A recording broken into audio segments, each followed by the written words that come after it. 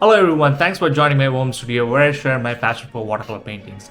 This week we are going to learn how to capture the essence of a summer scene. And this is the final painting I did, and this is a place called Queen Street in Toronto, which has a lot of old architectures in it.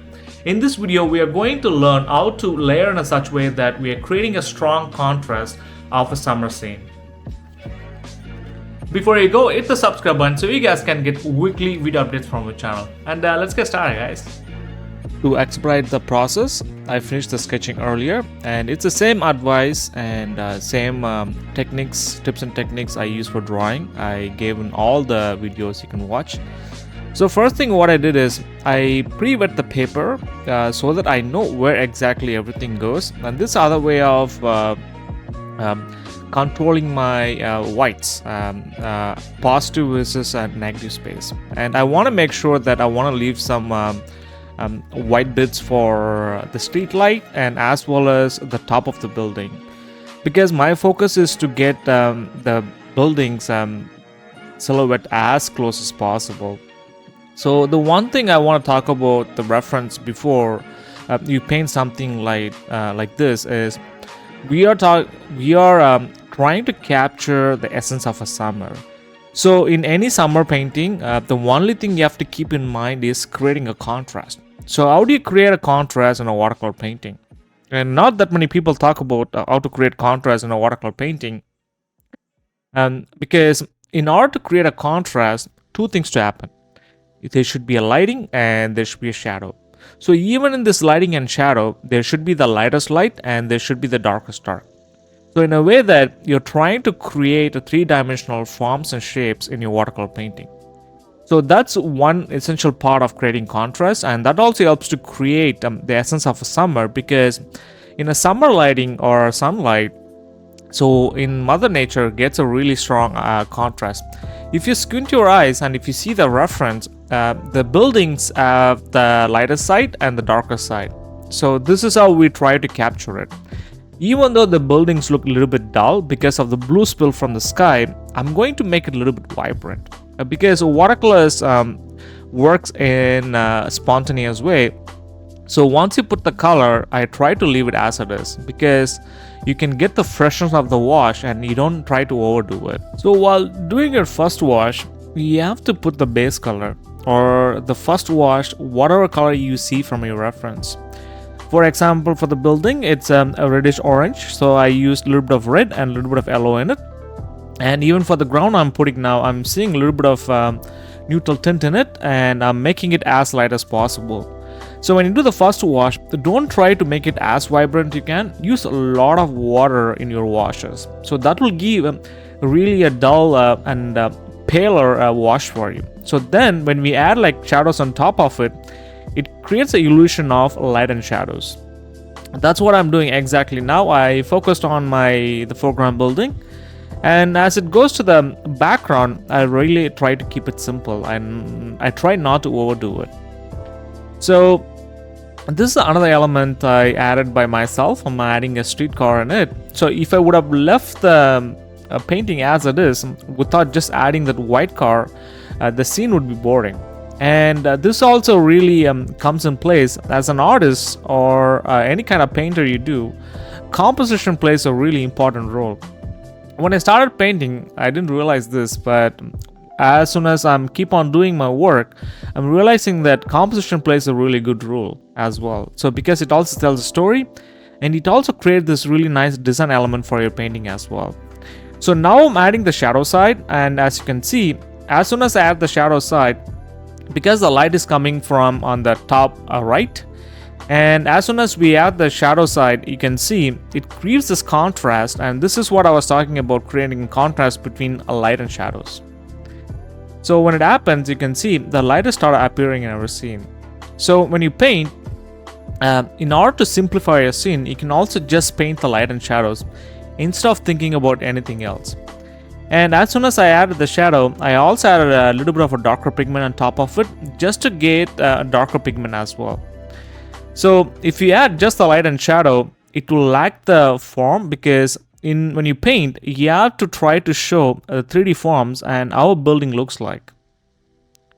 And now I'm adding a shadow for the trees as well as for the building. I'm going to go a little bit darker at the bottom of the building because that's how it works.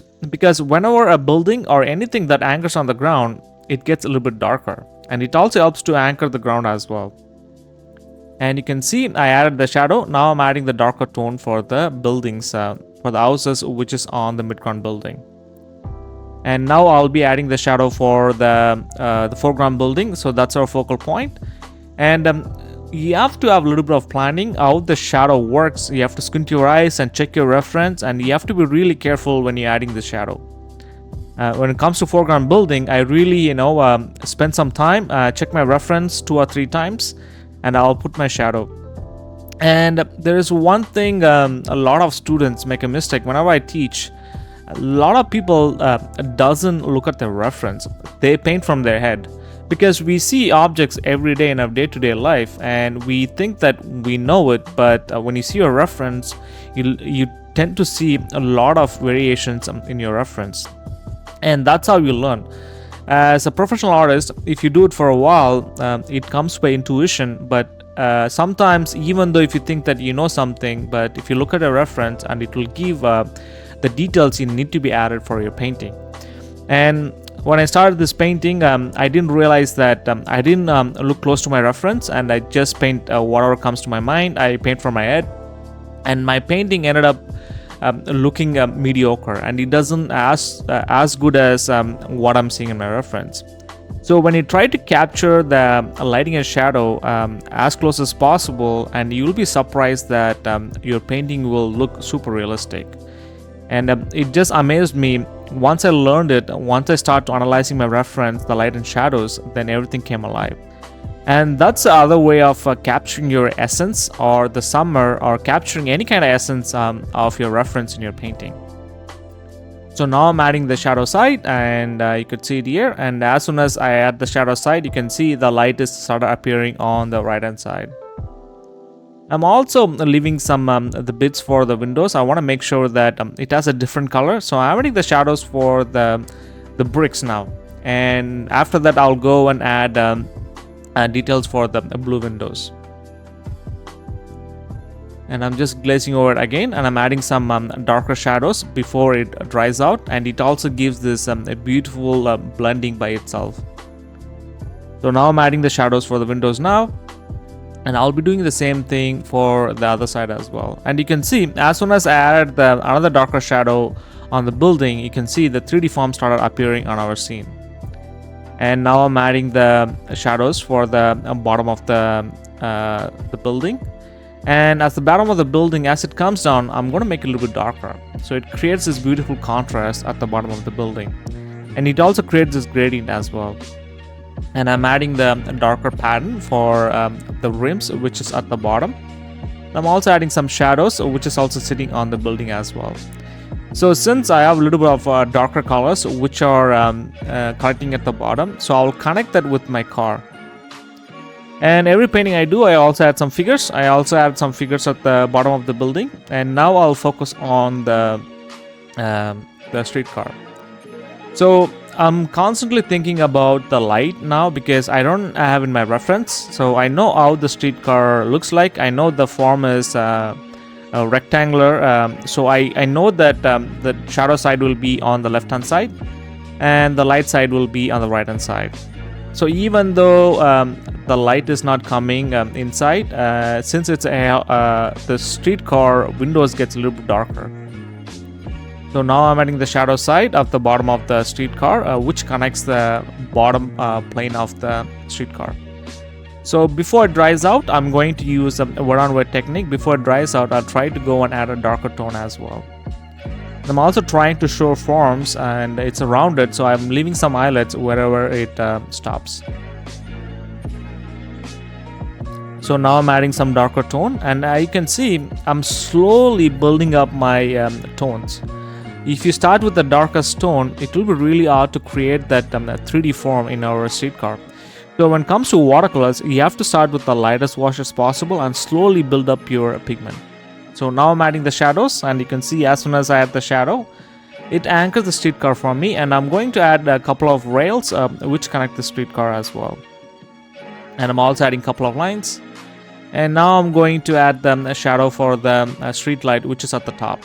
And I'm also squinting my eyes to see where the shadow is and where the light is. And you can see I also not painting as it is. I'm keeping everything to minimal, but as soon as I add the shadow, you can see things start appearing in our scene and everything looks 3D and realistic.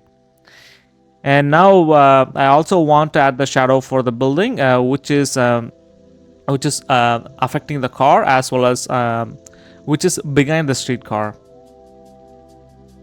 And I'm also adding a couple of darker tones here and there. And I'm also adding the figure now. And this is what watercolor does. You need to have some patience. You have to slowly build up the layer. And a lot of people check my watercolor tutorial, think it's really advanced, but it's not that advanced. If you think about it, we're just painting the light and shadows, and I'm slowly building from the lightest tone to the darkest tone. If you do it in your painting, and your painting also will start looking realistic. On windows, if you see, it has like a darker tones. I'm going to keep on adding it. And even for the windows, I will add a lot of details which is facing the light side and the dark side. Because the shadow side, I'll keep it everything like blurry, and that's how it looks like when you see in reality, when you squint your eyes, and it does look blurry a little bit because it's on the shadow side. So this one, I'll keep it till the end. I don't rush this process. This is like bringing using eyelets using white paint. And I'm using Chinese white out of the tube. And when you do eyelets, try to keep it minimal. Don't try to overdo it. And when you do a small painting like this, it's really hard to leave some eyelets. So it's a traditional watercolor painting is you just leave eyelets and you paint over it. But sometimes it's really hard to leave it. So that's why I use white paint. I did add a couple of details on top of this painting, like tertiary details like the street wires and the street poles. And when you follow this tutorial, and if you're not getting exactly what I have, it is okay because it's a little bit intermediate. And it did rather came out nice, and I did capture the strong contrast of a light in a summer day. And take my reference and let's see what you can come up with. Thanks again for watching this how to capture essence of a summer scene video tutorial with me. Let me know what you guys think about this video in the comment section below. If you have any other questions or subjects you want me to cover on watercolors, write me at watercolorimpressions@gmail.com or comment down below. Before you go, hit the subscribe button so you guys can get weekly video uploads from our channel. And good luck with the painting, folks.